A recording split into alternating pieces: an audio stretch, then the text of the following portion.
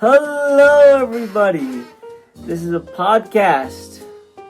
The only one saying this is Mr. Potter. Hi, Mr. Potter. Hi, Mr. Potter. All right. This is about to get juicy. Okay.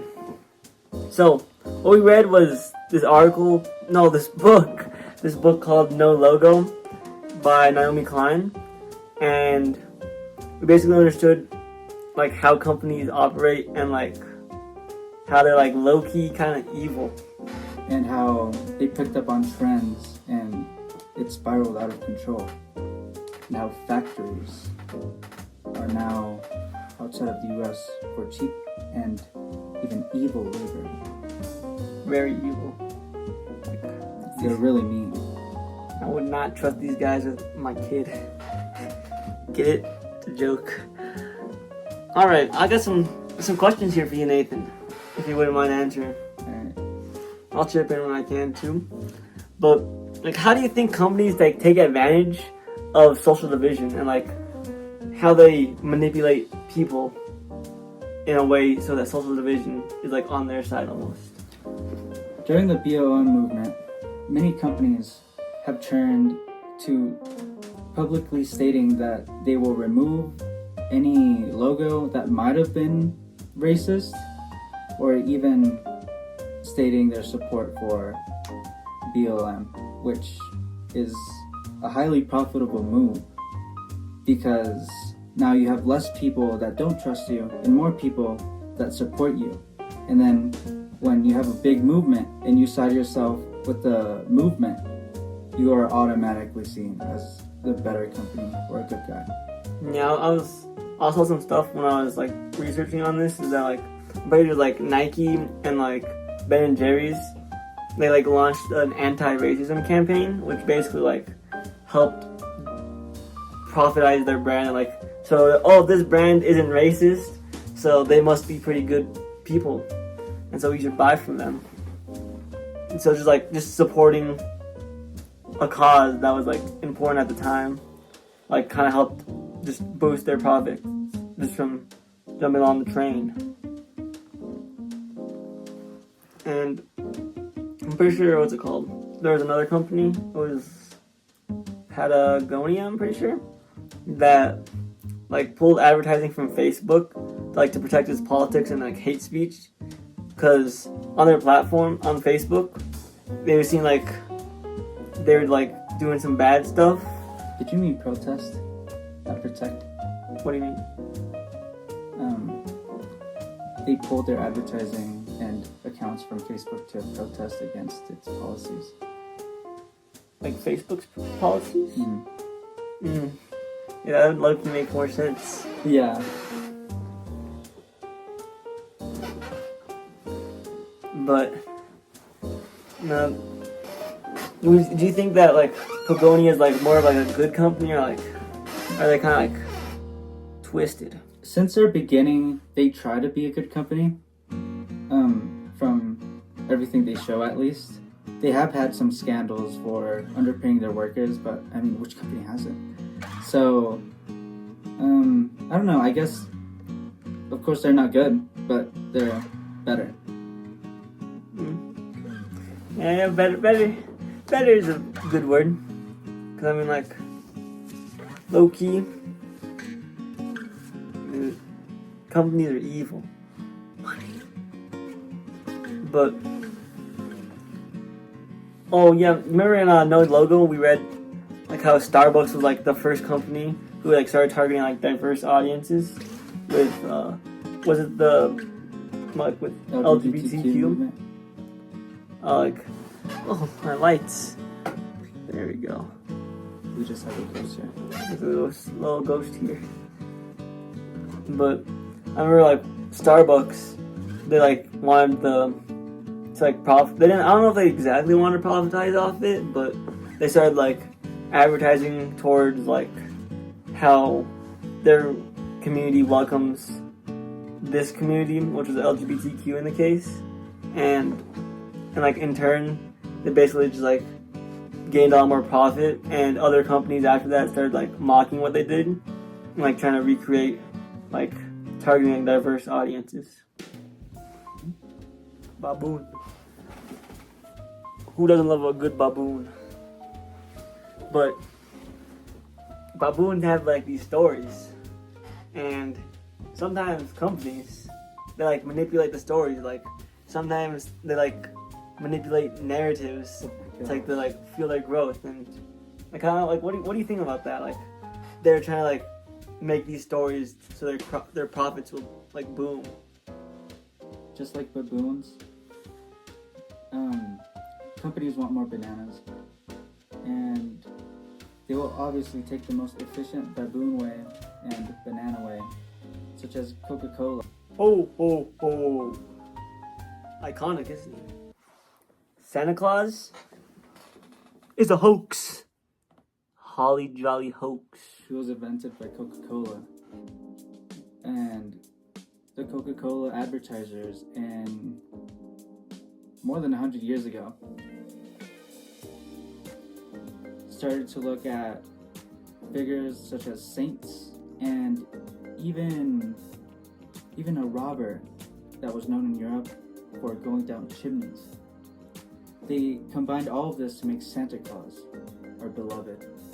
It was more so like Coca-Cola was trying to like say, this brand, this is like how Santa Claus is. This is who Santa Claus is, and he's drinking our product, which means our product must just be better. I mean, Coke or Pepsi. I prefer Coca-Cola. Honestly, it has a nicer color. Now I'm more of a Dr. Pepper guy. Now that's the third option. He failed. But for sure, also athletes and like musicians, like I read No Logo, like they became kind of like one with the brand, and these brands would become kind of like integrated with their like idea of the brand. And so there's a quote I wanted to bring up here that Hilfiger doesn't want to act as someone else's act. They want to showcase the true rock and roll essence of the Tommy brand. And I think that like this kind of showcases like, oh, I burped again. That this like Tommy Hilfiger, they want to become like this rock and roll, cool, hip company which people can like buy and support. Like, oh no, they got this. They love rock and roll. They love jamming out. But I kind of think it's more like for the profit of it. And for that gains. To be honest, I'm kind of hungry. Whoa.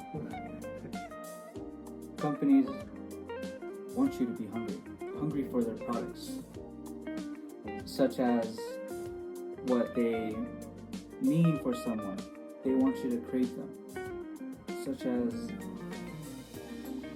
Arc'teryx against Mammoth. Both are relatively big companies, but one has a clear message on outdoor products and on the outdoor scene. And another one is more focused on how its brand looks and how it looks on people. It hires certain people and even the best hikers and the best average climbers to represent their product as the best. Yeah, because I mean, like these like larger companies, they'll kind of like drown out the little guy, and like the little guy will get beat up, Time style. Because the big companies are already like up there and like known about. So when like the little guy comes up trying to be similar to them, it kind of like just falls apart and like sees them as like a facade of the main product.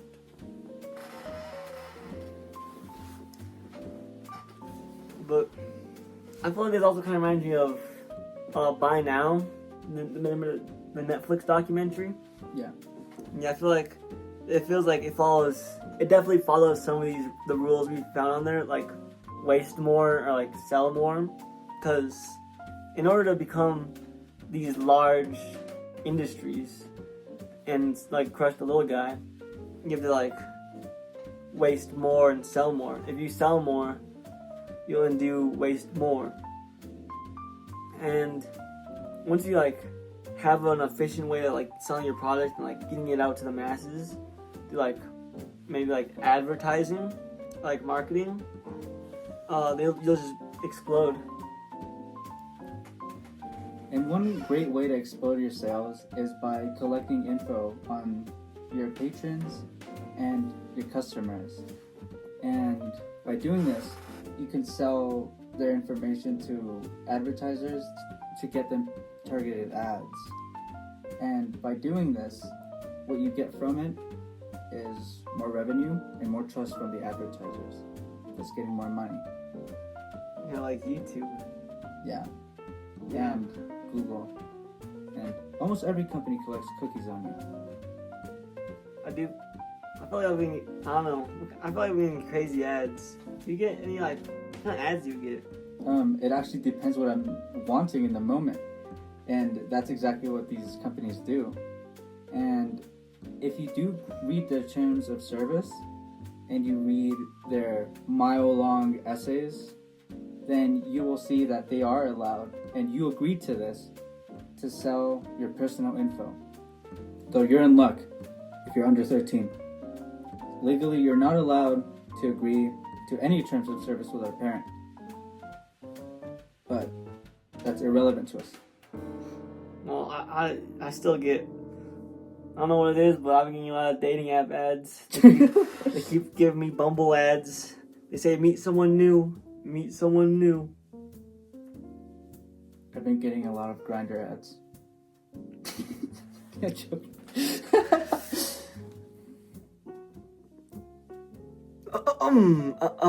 But you know, carry on. I got the real brain thumper now. Dr. Pepper or Dr. Thunder? Dr. Thunder actually sounds awful for no reason.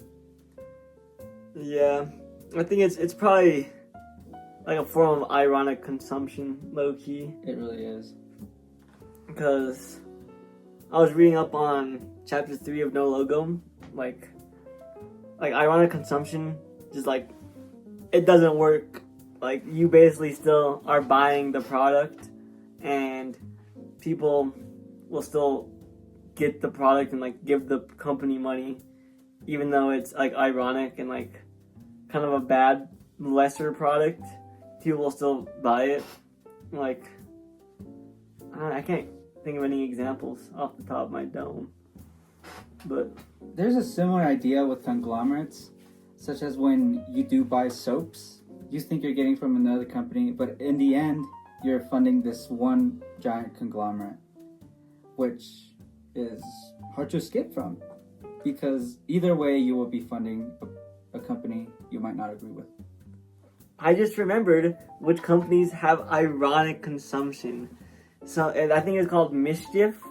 They have some like these weird shoes, which are like these big red boots. I can't remember what else it is, but Bape hoodies, The Jesus shoes.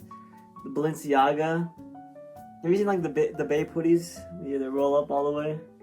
You have any thoughts on Bape? Those people are morons. All right. In all seriousness, they do target a certain audience that is really susceptible to it in their advertising.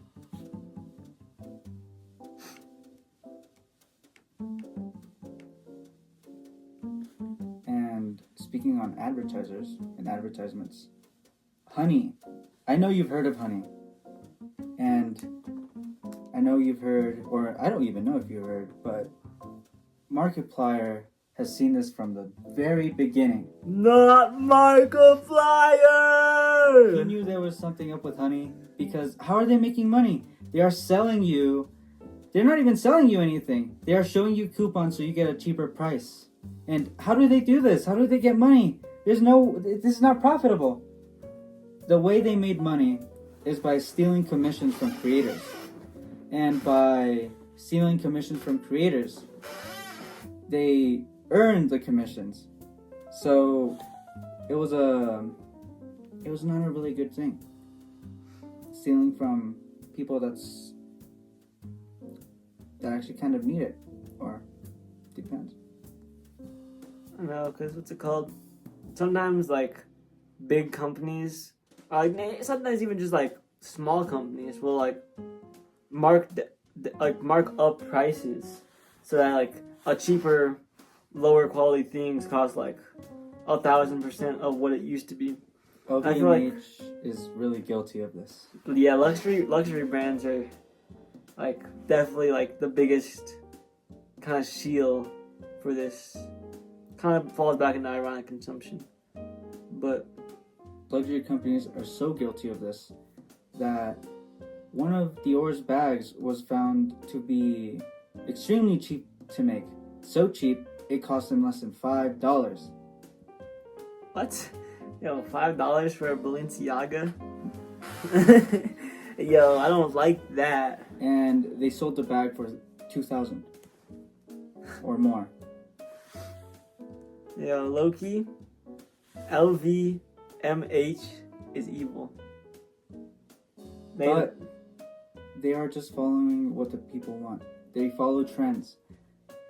If people didn't buy any of their stuff, they would never do this.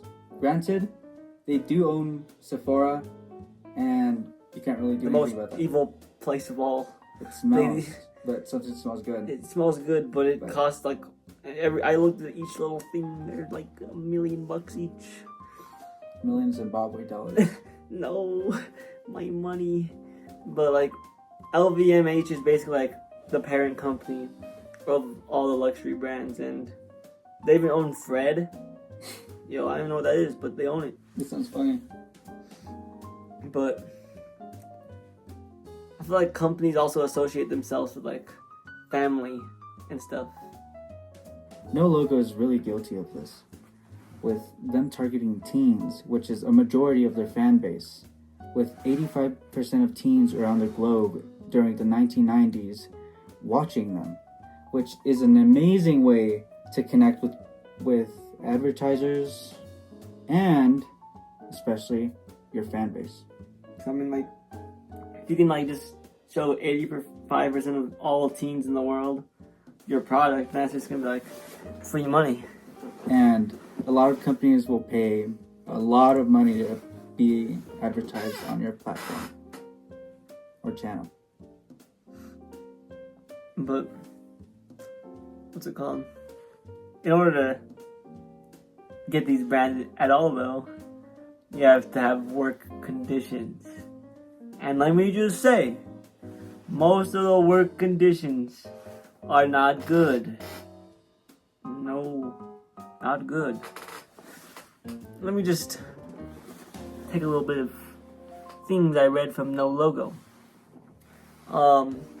So it is seemed that the workers' loyalty dwindled and they became distrustful of like them in general, because even like whole corporate towns just didn't trust their sector like boss, and so all the like citizens of the corporate town just like didn't want to work, which is like pretty fair, and they kind of became like low self-confident, and like they felt afraid, loathful, and like inferior to like all these like higher ups, and created their like almost a disheveled identity, making them feel like less strong, and like the resistance in the global economy is like tanked, because the strongest jobs had the strongest corporations had the weakest jobs, and just became like awful work conditions. And I feel like, what do you think are some of like the worst like examples, like showcasing of bad work conditions? I mean, one of the most notable ones are Amazon and Walmart, but Amazon caught my eye because in The Intercept, it mentions workers not allowed to pee, and this led to them protesting this because they weren't even allowed to have bottles to pee in. So they were just not allowed to pee. And just imagine driving for hours and hours without the ability to pee. Plus, a lot of them have been known to black out, and they do get no compensation for that. So, yeah, because in Buy More, and like when we see like the inside of like the factory, it was kind of hard to watch because like it's like, oh, people are having to live through these work conditions and kind of like have the repercussions of working there. No Logo does mention a lot about these work camps in certain countries, intermittent camps. Oh, like the EPZs. Exactly. And like, how do these like camps kind of like affect us? Well, they make everything cheaper, but that's not necessarily a good thing. Because while we're not paying the price, many others are, and they pay with their health. Timu is guilty of having many of these camps and having unsafe work conditions, and many more manufacturers that are manufacturing things for many big brands such as Nike, Tommy Hilfiger. These camps are normally separate from the jurisdiction of their countries, and even if their countries want to do anything about it, they really can't because it's highly profitable and they do want more exports.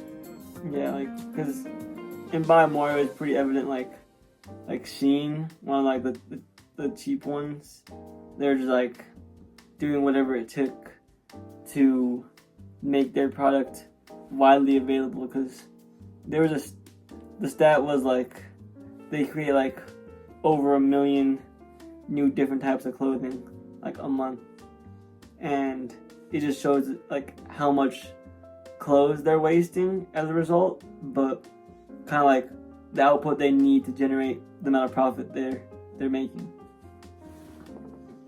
And like I was also thinking, like, I feel like we both have like our interactions with ads, but like, what do you think? What are your thoughts on like your personal interactions with like these ads? My personal interactions with ads are from YouTubers, such as with sponsors and with just normal YouTube videos. So regardless of where I go on YouTube, I'll get an ad, even if you have YouTube Premium.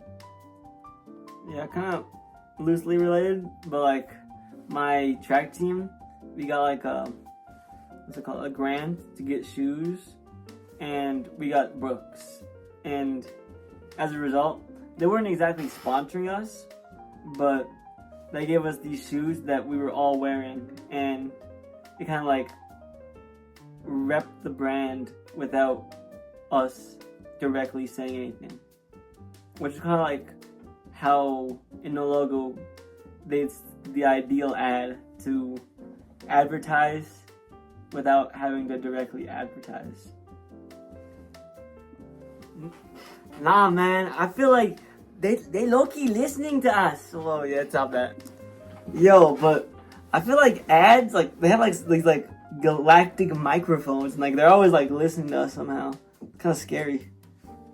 So long as you have devices linked to an account and they're all using it, all of your devices are working to sell you products. No, even my refrigerator.